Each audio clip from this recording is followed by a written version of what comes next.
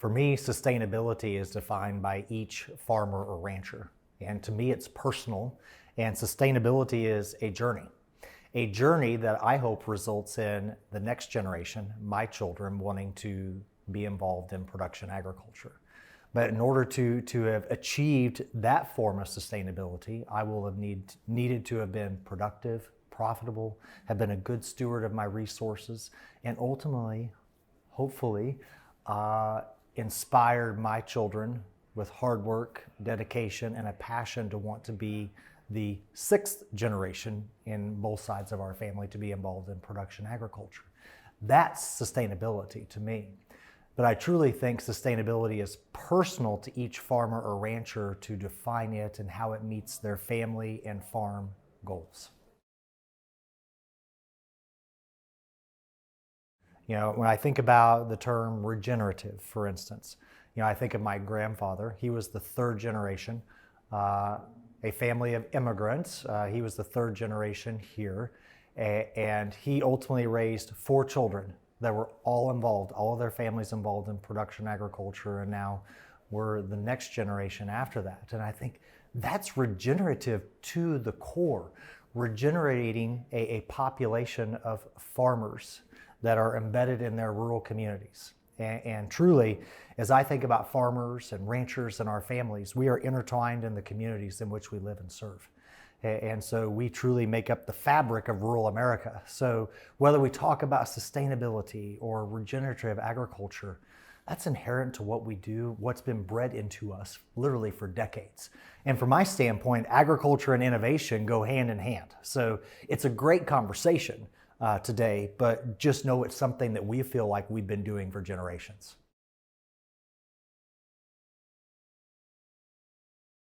So sometimes, you know, I think it's important to try to, let's start from a point of appreciation. And I'm not asking for a pat on the back or a leg up.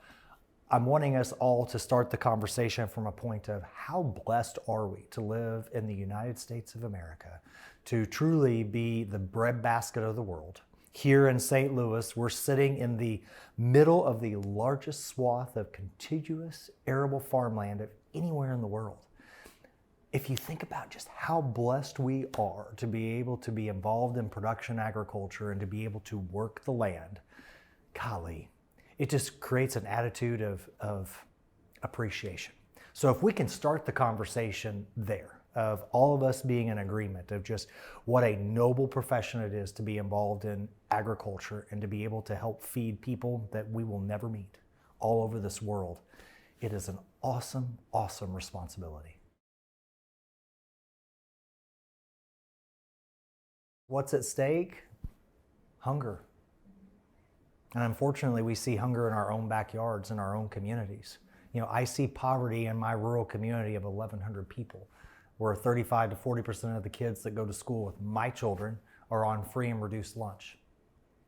Those families don't care how we produce it. They trust us, farmers. All they know is that they need us to keep producing, and it needs to be affordable. And so that's truly the common bond between a farmer and the consumer, right? We ultimately want to produce the safest, most abundant food and do it in a way that is mindful of the resources with which we have been blessed to steward.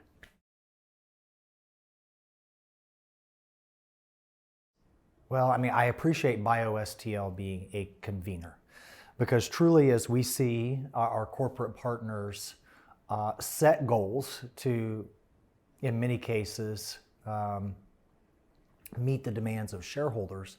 So many times we, as farmers, the very beginning of the supply chain, don't feel like we have a voice in this.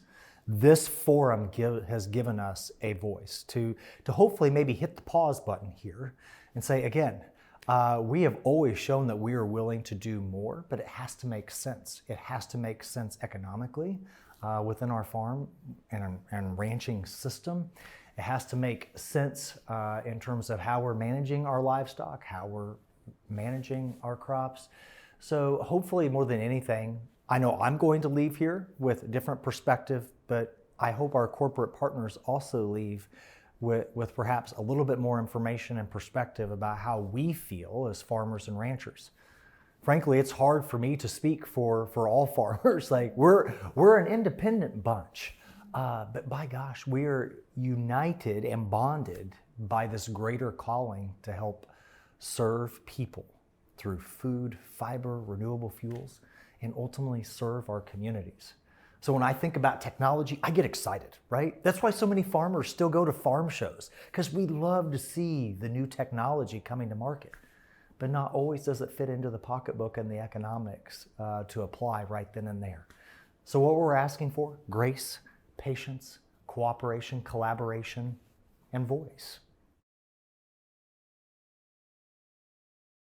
You know, as I leave here today, as I think about what I'm going to share with my fellow farmers and ranchers, is we continue to have more work to do. More work to do in telling our story, and also being very clear about what tools are needed on the farm so that we can do even more in the form of common sense conservation as well as innovation adoption. You know, I see agriculture as a big tent, okay?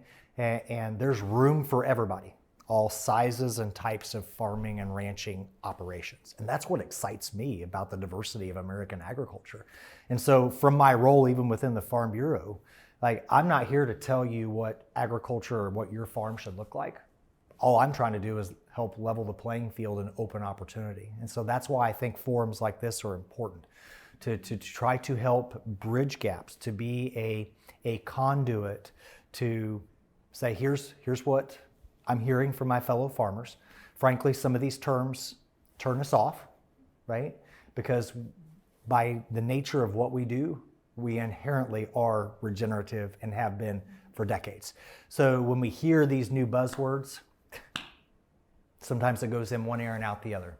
And frankly, it leaves us frustrated sometimes that we're not given credit for all the good work that's happened through the decades and the abundant food supply that we enjoy today because of the innovative practices and technologies that we've adopted through the decades.